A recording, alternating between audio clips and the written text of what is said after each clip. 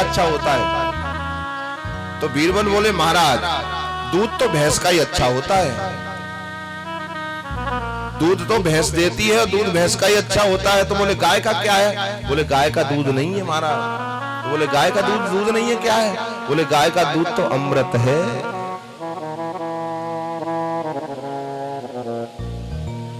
गाय के घी, 1 तोला घी से अगर हम दीपक जलाते हैं अपने घर पर, 1 तोला घी, ध्यान देना, 1 तोला घी अगर जलाते हैं दीपक में गाय के घी, वो भी देसी गाय का घी, भारतीय सुलक्षणा देसी गाय का घी, तो 1 तोला घी में से 1 टन ऑक्सीजन का प्रादुर्भाव होता है, 1 टन ऑक्सीजन उत्पन्न होती है। दूसरी बात,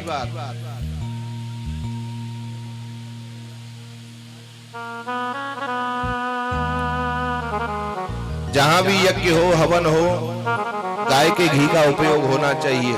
भैंस के घी से हवन करोगे, आहुति दोगे तो देवता स्वीकार नहीं करेंगे। ये मैं नहीं कह रहा, ये वेद कह रहा है, शास्त्र कह रहा है। अब उसके बाद आचार्यों को दोष दें, पंडितों को दोष दें, महाराज फायदा नहीं हुआ।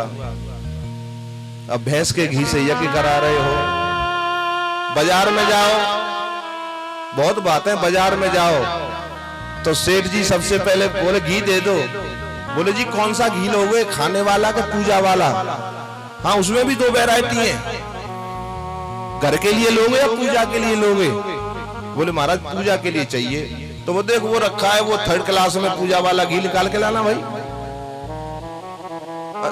अरे पंडित जी सुपारी भी दे देना। तो अच्छा वो खाने वाली सुपारी लोगे, पूजा के लिए लोगे? तो पूजा वाली सुपारी छोटी छोटी बिल्कुल सड़ी भुनी सी, वो अलग से निकल के आती है पूजा के लिए। और आप तो समझदार हो, सब जानते हो। बोलो राधे राधे। महाराज मेरी मैया संतों के आश्रम में रहने लगी, धीरे धीरे मैं भी बड़ा होने लगा और ऋषियों ने मेरा नाम रख दिया रामदास। रामदास नाम रख दिया। रोजाना सत्संग होता था, मैं माँ के साथ बैठकर सुनता रहता था। एक बार चतुर्मास करने के लिए कुछ और वेदवादी संत वहां पधारे, मैं उनकी सेवा करता, वो मुझे प्यार करने लगे, उनका आशीर्वाद मुझे मिलने लगा। जब संतों का आशीर्वाद मिले तो ये समझ लो भगवत आशीर्वाद मिल रहा है। एक बात और बता दूं आपको, संत नगर में आता है तो ये हमारा भाग्य होता है महाराज। संत नगर में आता है तो ये हमारा भाग्य होता है, और वही संत चलकर हमारे घर में आ जाए तो ये हमारा परम सौभाग्य होता है।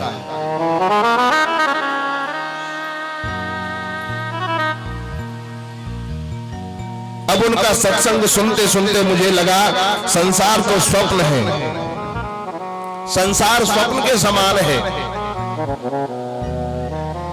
बाबा तुलसी कहते हैं ना,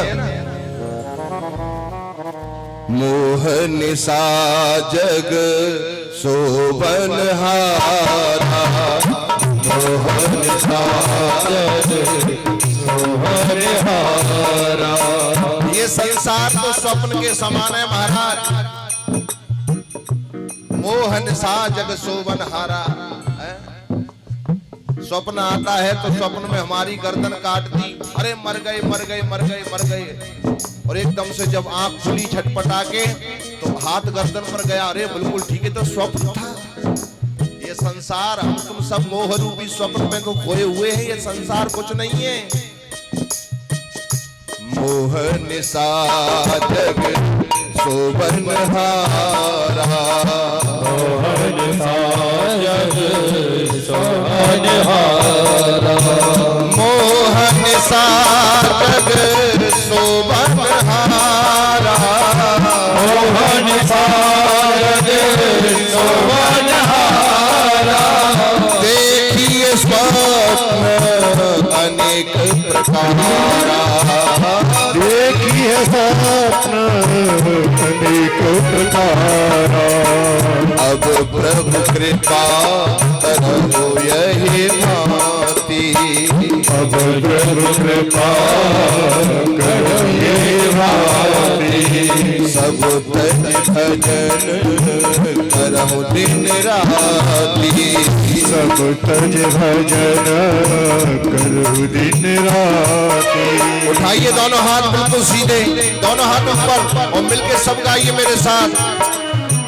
हरे कृष्ण कृष्ण कृष्ण हरे हरे, हरे राम राम राम हरे हरे।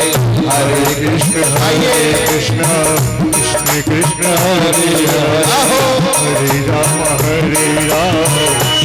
राम हरे हरे।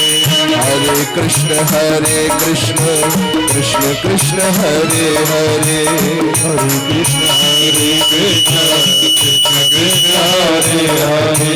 हरे राम राम राम हरे हरे।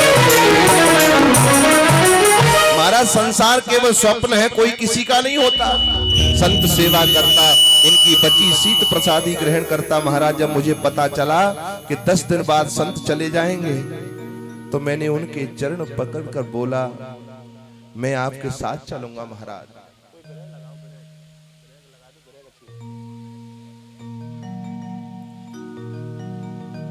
जब नारद जी को पता चला कि संत जाने वाले हैं, तो उनके चरणों में पड़ गए, बोले महाराज मुझे भी साथ ले चलो। लेकिन देखो, जब सुना नारद जी की मैया ने, रामदास की माँ ने सुना कि मेरा बेटा तो संतों के पास जा रहा है, संतों के साथ जा रहा है, संत ले जाएंगे पकड़कर। देखो अधिकतर आपने देखा होगा, किसी का कोई बच्चा दूध नहीं पी रहा हो, इधर जी माताएं बहुत बात करते हो आप लोग।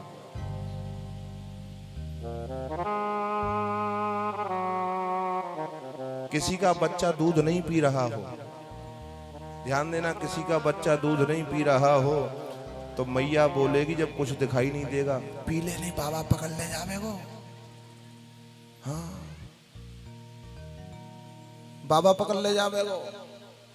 हाँ तो ऐसे ही रामदास की मैया को जब ये पता चला कि मेरा बेटा संतों के साथ चला जाएगा, तो दौड़कर संतों के चरणों में गिर गई। बोले भगवान, आपने मेरे पुत्र को जो संस्कार दिए हैं उनके लिए मैं कृतार्थ हो गई, मैं आपकी बहुत आभारी हूं। लेकिन मेरे बुढ़ापे का मेरा एक लौता यही सहारा है, इसे आप अपने साथ ले जाओगे तो मैं किसके सहारे जीऊंगी, किसके सहारे रहूंगी।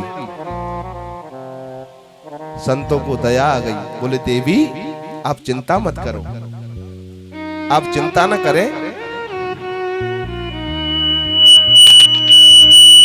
आप बिल्कुल चिंता न करें।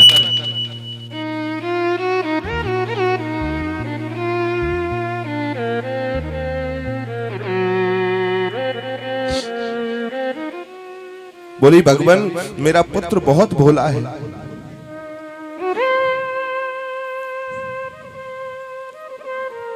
संत कहने लगे बेटा रामदास, देखो तुम्हारी माँ दुखी है, और देखो माँ बाप की सेवा से बढ़कर कुछ नहीं होता, माता पिता की सेवा से बढ़कर परमात्मा की सेवा भी नहीं होती है। देखो तुम्हारी माँ वृद्ध है, तुम्हारी माँ अकेली है, तो अपनी माँ की सेवा करो, अपनी माँ के पास रहो। रही आध्यात्मिक जगत की बात, तो हम तुम्हें प्रभु से मिलने का एक मंत्र देकर जाएंगे पुत्र, इसे बोलते रहना, इसको रटते रहना, इसका जाप करते रहना, जिसे कहते हैं वासुदेव गायत्री। आज संतों ने नारद जी को, रामदास को वासुदेव गायत्री का स्मरण कराया, वासुदेव गायत्री का मंत्र दिया, दीक्षा दी। नमो भगवते तुभ्यं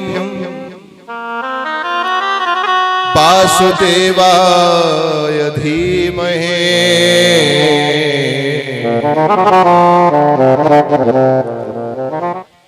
प्रद्युम्नाय निरुद्धाय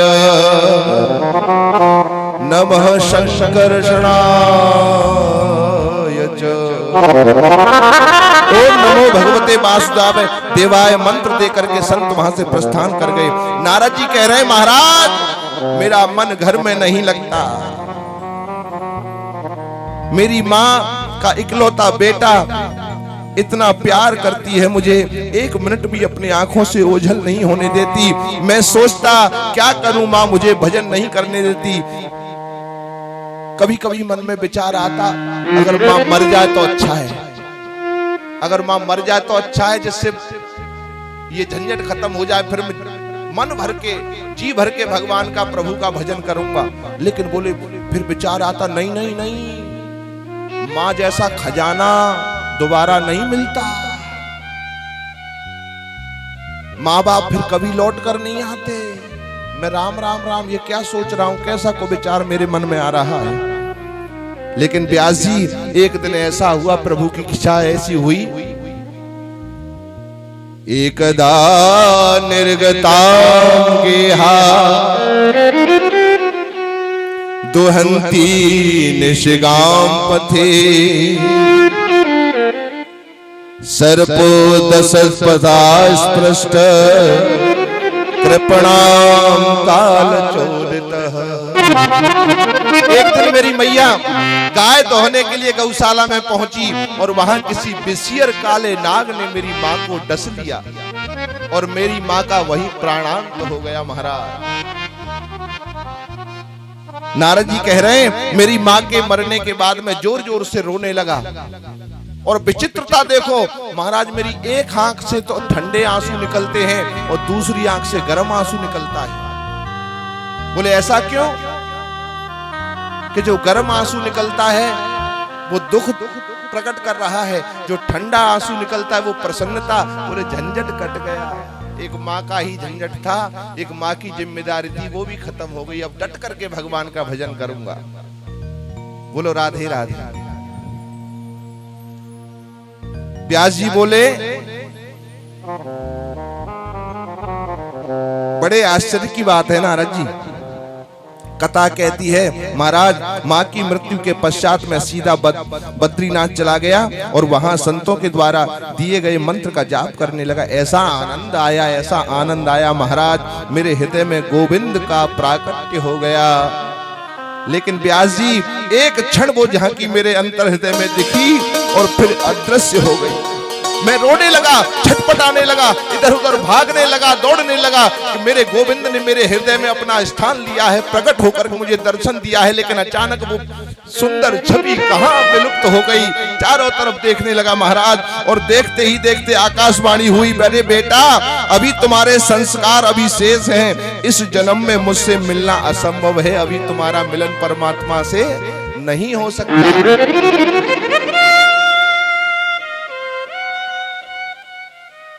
और फिर व्यास जी देखते ही देखते, पता है एक बार ऐसा हुआ, दो मित्र थे, दोनों एक ही गुरु के शिष्य थे। गुरु ने दोनों को मंत्र दिया और मंत्र देकर के कहा, जाओ इसका जाप करो और मेरा विश्वास है, मेरा आशीर्वाद है कि तुम्हें परमात्मा के दर्शन होंगे, ईश्वर के दर्शन होंगे। तो वो दोनों मित्र चले गए, घनघोर तपस्या की, जंगलों में जाकर घनघोर तपस्या की। दोनों एक वृक्ष के नीचे बैठ गए, तप करने लगे।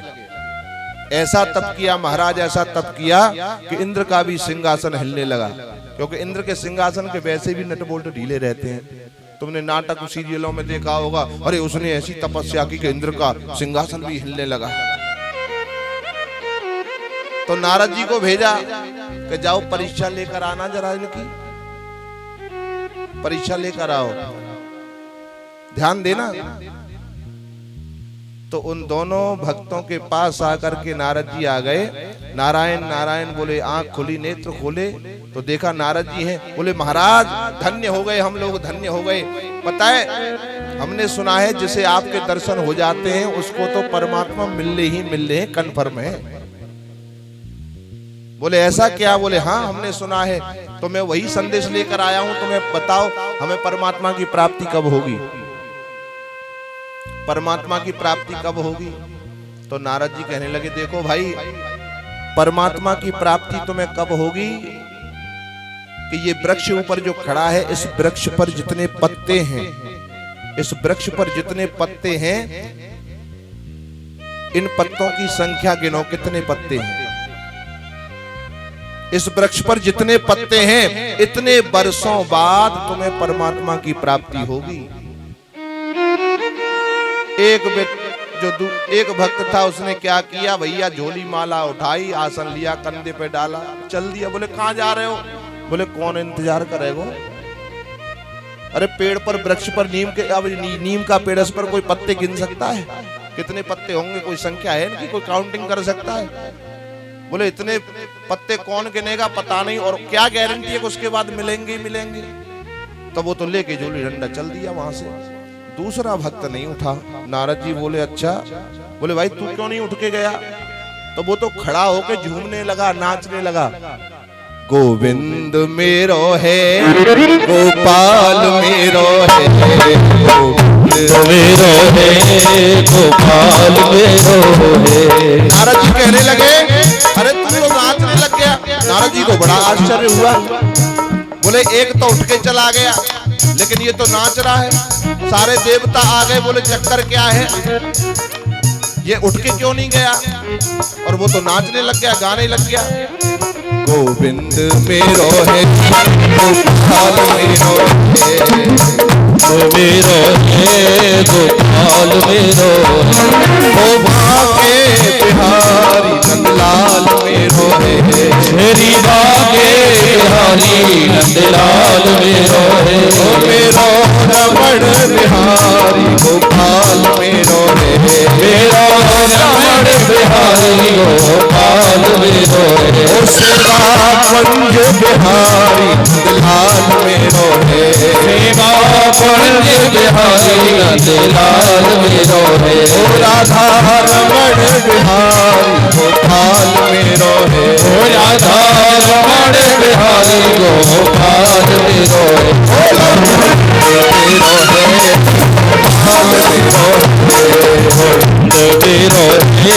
गोपाल मेरो है, गोपाल मेरो है, मेरो है, गोपाल मेरो है, गोविंद मेरो है, गोपाल मेरो है। प्रसन्न होने लगा। नारद जी ने पूछा भैया रुको रुको, क्या बात है, तुम नाच क्यों रहे हो? तो बोला नारद जी, जन्म जन्म मुनि जतन कराई, जन्मों जन्म निकल जाते, उसकी कोई गिनती नहीं है, पता नहीं कब परमात्मा मिलेगा, लेकिन आपका कहा वचन हमेशा सत्य होता है। अरे कम से कम मुझे ये विश्वास तो हुआ, मुझे ये तो पता चला कि इस वृक्ष पर जितने पत्ते हैं उतने वर्षों बाद परमात्मा मुझे मिलेगा। कभी न कभी तो इस वृक्ष के पत्तों की गिनती होगी।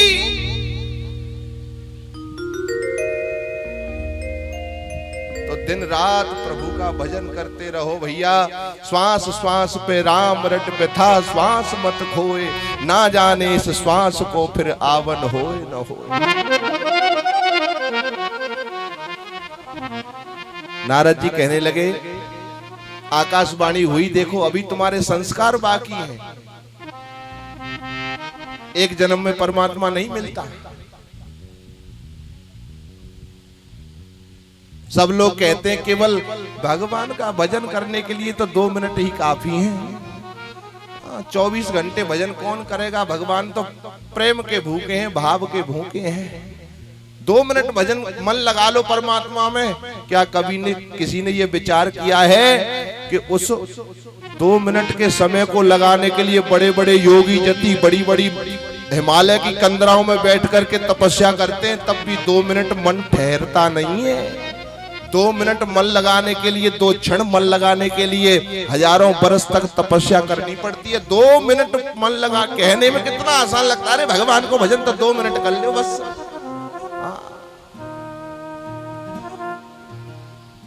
ये न केन प्रकार मन कृष्ण निवेश सहित कैसे भी जब उल्टा सीधा, ये बात ठीक है, लेकिन ये बात उन लोगों के लिए ठीक है जो बेचारे जिनको पूरे दिन काम से फुर्सत नहीं,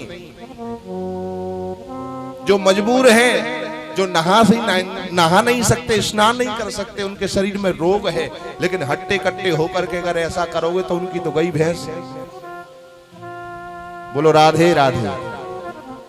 नारद जी कह रहे हैं महाराज, देखते ही देखते सारी सृष्टि प्रलयंकारी समुद्र में डूब गई, मेरी भी मृत्यु हो गई। और जब पुनः सृष्टि का सृजन हुआ तो देखो संत कृपा से, सत्संग के प्रभाव से वो दासी पुत्र रामदास देवर्षि नारद बन के प्रकट हो गया। बोल बांके बिहारी लाल की जय हो। देवदत्तम मिमाम वीणा स्वर ब्रह्म विभूषिताम। अरे प्रभु की दी हुई वीणा की तान, प्रभु की निर्मल कथा का गान करता रहता हूँ। व्यास जी, मैं सीधा सीधा ये कहना चाहता हूँ कि जब संतों की कृपा और आशीर्वाद से दासी पुत्र रामदास देवर्षि नारद बन सकता है तो तुम तो भागवत की रचना क्यों नहीं कर सकते हो? व्यास जी ने समाधि लगाई, नारद जी के 4 मंत्रों के द्वारा दी हुई भागवत को नारद जी ने, व्यास जी ने अपने मन में धारण किया, हृदय में धारण किया और उन 4 मंत्रों को व्यास जी ने 18,000 श्लोकों में विस्तृत रूप से वर्णन, उसका लेखन कर दिया। बोल व्यास महाराज की। महाराज, अब उनके मन में विचार आया कि इतनी जो 4 मंत्र थे वो 18,000 श्लोकों में परिणत हो गए, अब इसका प्रचार और प्रसार कौन करेगा? भाई भागवत तो लिख गई, अब इसका प्रचार प्रसार कौन करेगा? नेत्र बंद करके बैठे हैं तो उनके अंतर हृदय से आवाज आई, इसका अधिकारी तो महाराज एक ही है और उसका नाम है सुखदेव। बोले अरे वो तो मेरा औरस पुत्र है, लेकिन सुखदेव तो समाधि में है, उसको बुलाया कैसे जाए? व्यास जी ने अपने नन्हे नन्हे शिष्यों को बुलाया और उन शिष्यों को भागवत के कुछ श्लोक दिए। बोले गुरुदेव आज्ञा। बोले ऐसा करो, ये श्लोक लो और मेरा पुत्र वहां जंगल में तपस्या में समाधि में बैठा हुआ है, ये श्लोक ले जा करके मेरे पुत्र को सुनाओ। सुखदेव जी समाधि में बैठे हैं और शिष्यों ने जाकर मंत्रों को बोला। बरहा पीडम नटवर बपो कर्णयो कर्णकारम विप्रदवास कनिक कपिशमो बैजंती चमाला रंध्राण वेणोर्धर सुधया पूरयनं गोप वृंदे वृंदारण्यम सुपद रमणं प्राविशद गीत कीर्ति। भगवान की सुंदरता का वर्णन किया, ये श्लोक आधा गाया और चुप हो गए। जैसे ही चुप हुए महाराज व्यास पुत्र सुखदेव नंदन के नेत्र खुले और चारों तरफ देखने लगे, क्योंकि वो निराकार ब्रह्म को मानने वाले थे ना। सुखदेव जी महाराज निराकार ब्रह्म को मानते थे। बोले बाप रे बाप, परमात्मा ऐसा भी हो सकता है, हैं? भगवान की सुंदरता का वर्णन सुनकर के उनके अधरों पर मुस्कान आ गई। बोले आगे हमें नहीं आता महाराज। वो कह रहे हैं उनसे आगे सुनाओ महाराज, आगे बोलो, चुप क्यों हो गए? बोले अब नहीं आता हमसे। बोले किसे आता है? बोले हमारे गुरुजी हैं व्यास जी महाराज, उनको आता है। अगर आपको आगे सुनना है तो गुरुदेव के पास चलो। सुखदेव जी बोले कोई सुंदर होगा, अपने लिए होगा, हमें उससे क्या मतलब है, हम तो निराकार ब्रह्म के उपासक हैं। और फिर नेत्र बंद करके बैठ गए महाराज। शिष्यों ने आकर व्यास जी से कहा, बोले खबर लेके आए मेरा पुत्र आ रहा। बोले नहीं महाराज। बोले क्या हुआ? कि उन्होंने थोड़ी देर आंख तो खोली, लेकिन थोड़ी देर बाद फिर समाधि में बैठ गए। व्यास जी बोले ऐसा करो, एक बार और जाओ, एक बार और जाओ और ये मंत्र और ले जाओ, इसको जाके सुनाना। शिष्यगण फिर गए और फिर जाकर के मंत्र का गान किया। अहो बकीयम स्तन कालकूटम जिघांसया पाप्यसा जिघांसया पायलाप्य साध्वी लेभे गतिम भ्रातुचताम ततो अन्यो कंबा दयालं शरणं ब्रजेम। अहो अरे देखो तो सही, इस पूतना को जहर लगाकर आई संतों पर श्री कृष्ण को मारने के लिए गोविंद ने उसको भी माता यशोदा जैसी गति दी। अहो बकीयम,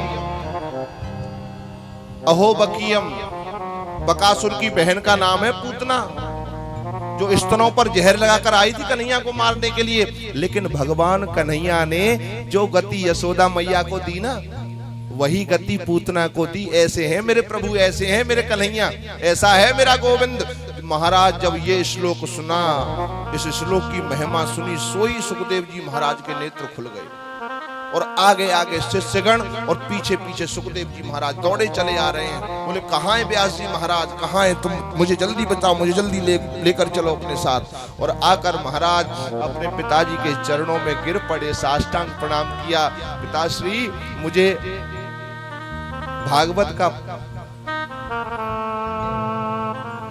भागवत शास्त्र की दीक्षा दो, मुझे इसका अध्ययन कराओ। लेकिन व्यास जी जानते हैं कि मेरा पुत्र त्रिगुणातीत है,